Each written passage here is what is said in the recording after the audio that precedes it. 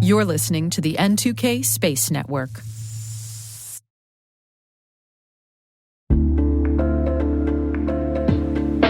Hey everybody, Dave here. Have you ever wondered where your personal information is lurking online? Like many of you, I was concerned about my data being sold by data brokers. So I decided to try Delete Me. I have to say, Delete Me is a game changer. Within days of signing up, they started removing my personal information from hundreds of data brokers. I finally have peace of mind knowing my data privacy is protected. Delete Me's team does all the work for you with detailed reports, so you know exactly what's been done. Take control of your data and keep your private life private by signing up for Delete Me. Now at a special discount for our listeners. Today, get 20% off your Delete Me plan when you go to joindeleteme.com/N2K and use promo code N2K at checkout. The only way to get 20% off is to go to joindeleteme.com/N2K and enter code N2K at checkout. That's joindeleteme.com/N2K, code N2K.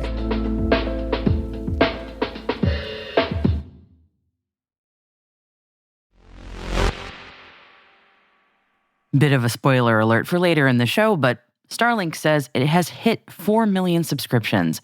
And that is a respectable number to be sure. And those subscription numbers, by the way, align with analyst predictions from earlier this year that Starlink will surpass $6 billion in revenue this year, matching or beating predictions. Something to think about on that one. $6 billion in revenue would easily make Starlink one of the biggest space companies on its own, if it weren't already part of SpaceX. T-minus 20 seconds to LOS speed rest. Go for deploy. Roger roll. Today is September 27th, 2024. I'm Maria Varmazis, and this is T-minus.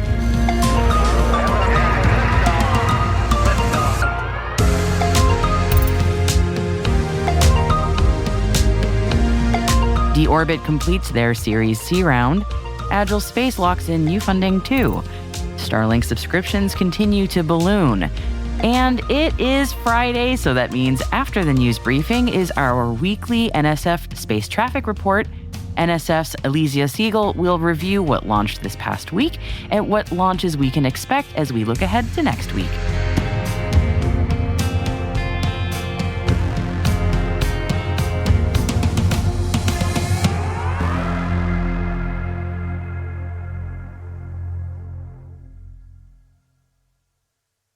Happy Friday, everybody. Let's round off the week with today's intel for you. And we start with some funding news as D-Orbit announces that they've completed a 150 million euro or about $166 million US dollars Series C round, one of the largest space investments in the past year. These funds will expand the company's space logistics services, including in-orbit servicing, space debris removal, and satellite lifespan extension. This round was led by Japan's Marubeni Corporation and supported by notable investors, including CDP Venture Capital and the European Innovation Council Fund. D-Orbit aims to accelerate innovations like AI applications for disaster response and create a circular space economy by recycling space debris. It's Funding Friday, apparently. And next up from Agile Space Industries, Agile says they've secured additional funding, led by Lockheed Martin Ventures, to accelerate the development of its own mobile payload processing center. The funding will also help Agile expand its product portfolio, production, and infrastructure. Agile's chemical propulsion systems support civil, commercial, and national security space sectors, and the company has seen rapid growth in both bookings and revenue. Notable new investors include Veteran Ventures Capital and Boca Capital, and this investment underscores Agile's role in advancing space propulsion solutions. From funding to growth now, I mentioned it at the top of the show. Not a big surprise to hear that Starlink is continuing to grow by leaps and bounds and has hit a new milestone. SpaceX COO Gwynne Shotwell mentioned it earlier this week, and SpaceX itself also shared on X that Starlink has now officially reached 4 million worldwide subscribers.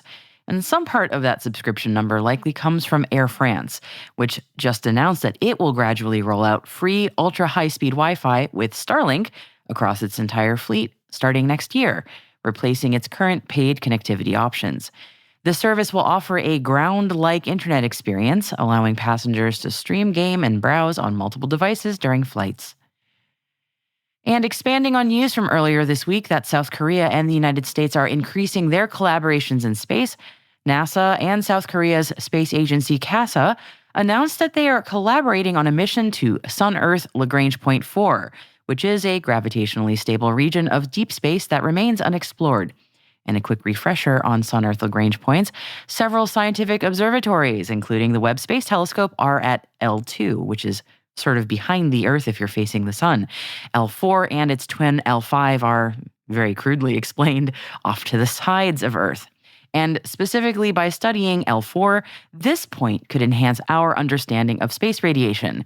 And the mission aims to set up a solar wind observation station and improve space communications.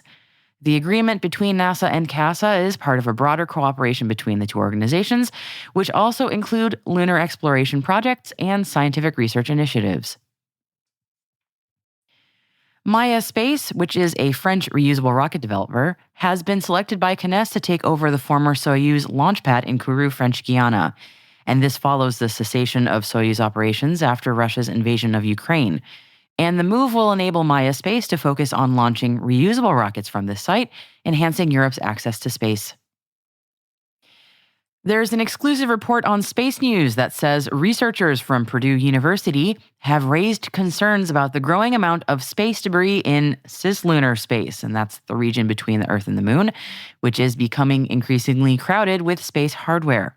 As lunar exploration and related activities intensify, experts emphasize the need for better debris tracking and mitigation strategies, and they warn that fragmentation events could pose serious risks to future missions, with debris potentially impacting both the Earth-Moon system and satellites in geostationary orbit.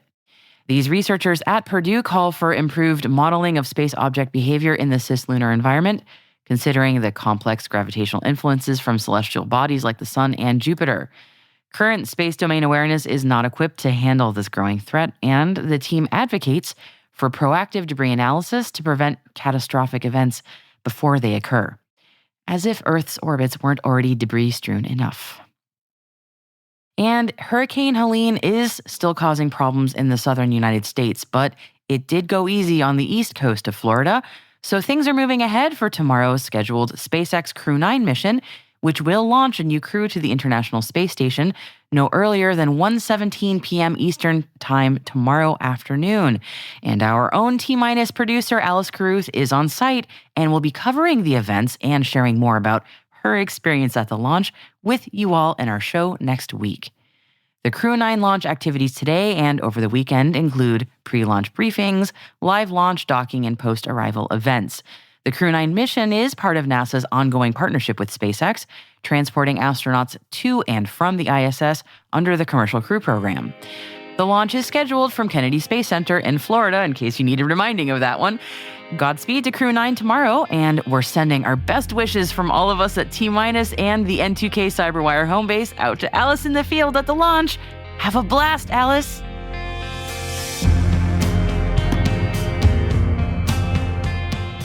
And that's it for our Intel briefing for you this Friday. As always, you can read more in our show notes or at space.n2k.com. A T- crew, tune in tomorrow for T- Deep Space, which is our show for extended interviews, special editions, and deep dives with some of the most influential professionals in the space industry. And tomorrow we have Jason Robertson talking in depth about virtual twins for space applications and cost reduction. Check it out while you're enjoying the last hurrah of September, setting an early morning alarm to catch a view of a comet, or recovering from watching what I'm sure will be an epic Crew 9 launch.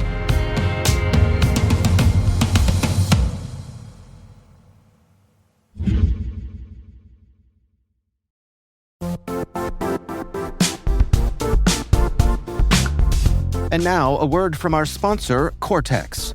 Security teams face a barrage of more security tools create more complexity, more devices need protection, more specialized focus areas create more silos.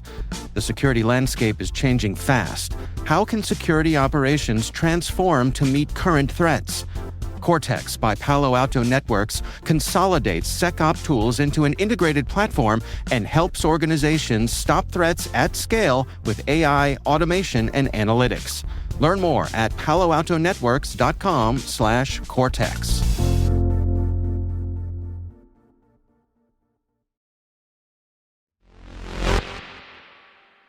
As we do every Friday, joining us today is Elysia Siegel from NASASpaceflight.com with the NSF Space Traffic Report. We'll get a look back at the launches that were and a look ahead at the launches that are upcoming. Over to you, Elysia. I'm Elysia Siegel for NSF, and this is your weekly space traffic report for T-Minus Space. Starting off on September 20th, we had the launch of a Changzheng 2D from China. On board were 6 satellites for the Jilin 1 wideband constellation, which is a constellation of commercial Earth observation satellites. These latest satellites can image an area 150 kilometers wide at a resolution of 0.5 meter per pixel. The satellites were launched into a sun-synchronous orbit from the Taiyuan Satellite Launch Center, with liftoff occurring at 4:11 UTC. Just a few hours later, another mission was launched from China. This time, a Kuaizhou 1A lifted off from the Xichang Satellite Launch Center. The payload on this mission were 4 satellites for the Tianqi Internet of Things communication constellation.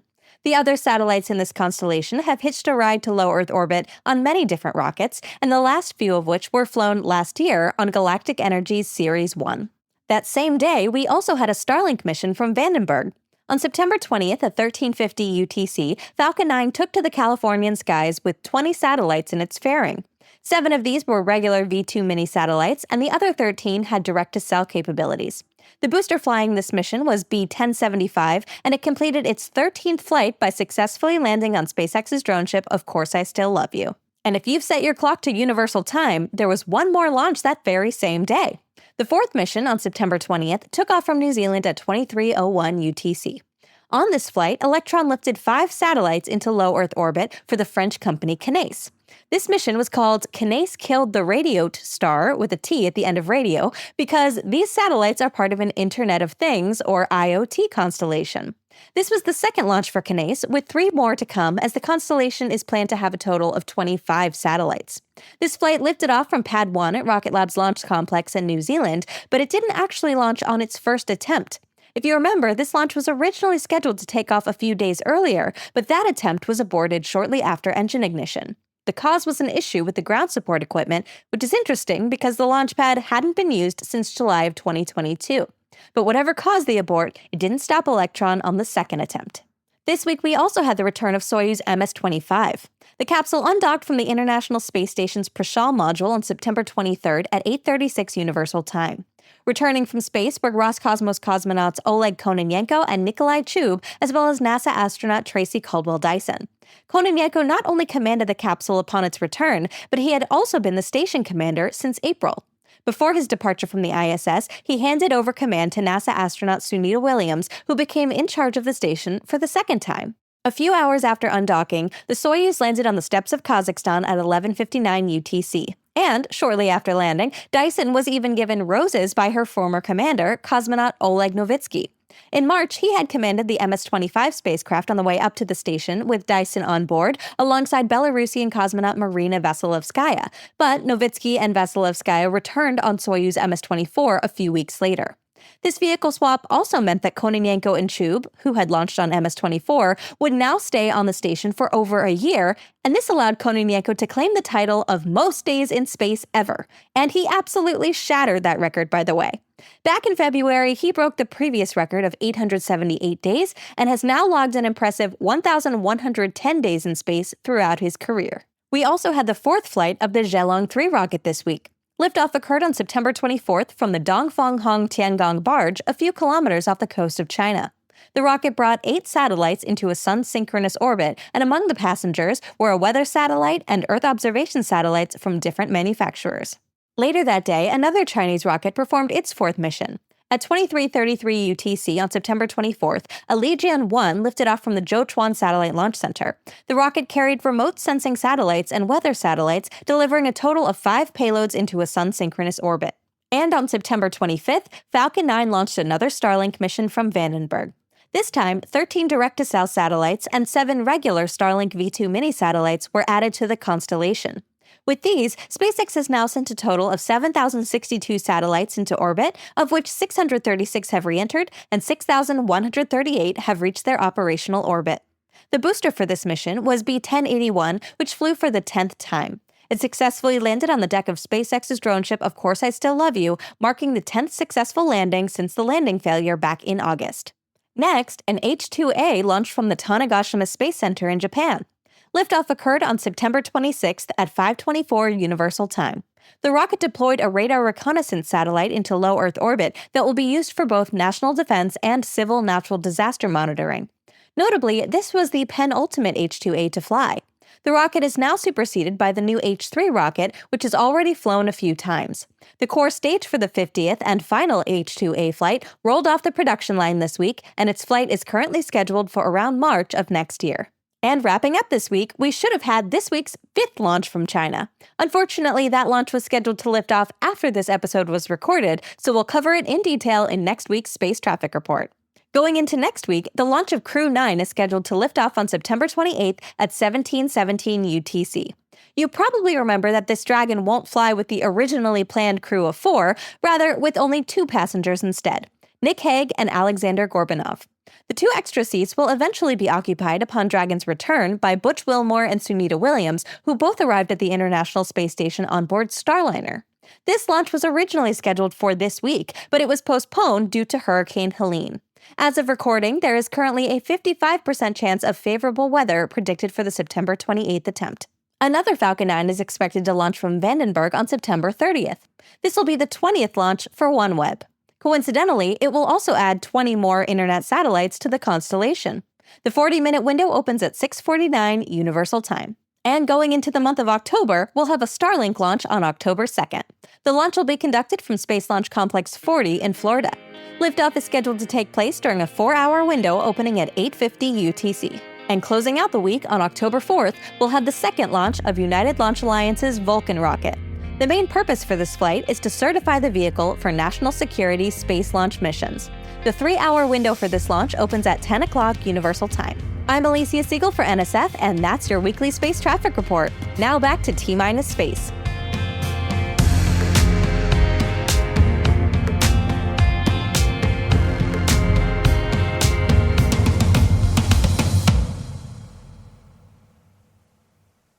We'll be right back.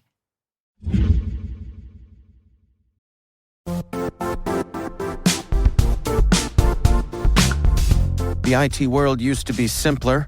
You only had to secure and manage environments that you controlled. Then came new technologies and new ways to work. Now, employees, apps, and networks are everywhere. This means poor visibility, security gaps, and added risk. That's why Cloudflare created the first-ever connectivity cloud. Visit cloudflare.com to protect your business everywhere you do business.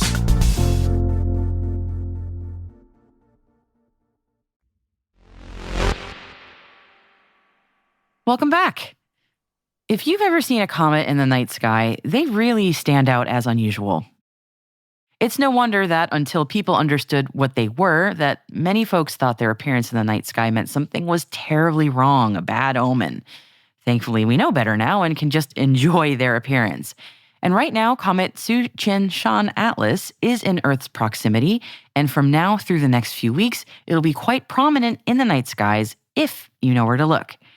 Right now, Tsu-Chin-Shan Atlas is approaching the sun, and it's best seen in the pre-dawn skies, especially in the southern hemisphere, but it'll also be visible in the north, in the constellation Sextans in the east a few hours before dawn. And after October 10th, after the comet loops around the sun and starts getting closer to Earth, it'll be much easier for all of us to see, and it will appear close to the westerly horizon after sunset, near Leo and Virgo if you know how to spot those constellations.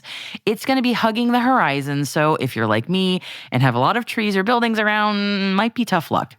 But best of luck to all you comet hunters out there over the next few weeks. I hope you get to see this one.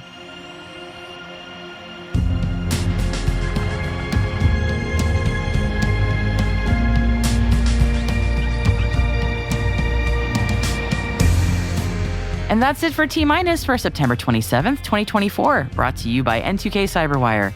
For additional resources from today's report, check out our show notes at space.n2k.com. We'd love to know what you think of this podcast. Your feedback ensures we deliver the insights that keep you a step ahead in the rapidly changing space industry. If you like the show, please share a rating and review in your podcast app. Also, please fill out the survey in the show notes or send an email to space@n2k.com. We're privileged that N2K Cyberwire is part of the daily routine of the most influential leaders and operators in the public and private sector, from the Fortune 500 to many of the world's preeminent intelligence and law enforcement agencies. N2K makes it easy for companies to optimize your biggest investment, your people. We make you smarter about your teams while making your teams smarter. Learn how at n2k.com. This episode was produced by Alice Carruth. Our associate producer is Liz Stokes. We're mixed by Elliot Peltzman and Trey Hester, with original music by Elliot Peltzman. Our executive producer is Jennifer Iben. Our executive editor is Brandon Karpf. Simone Petrella is our president. Peter Kilpie is our publisher. And I'm your host, Maria Varmazis. Thanks for listening. Have a wonderful weekend.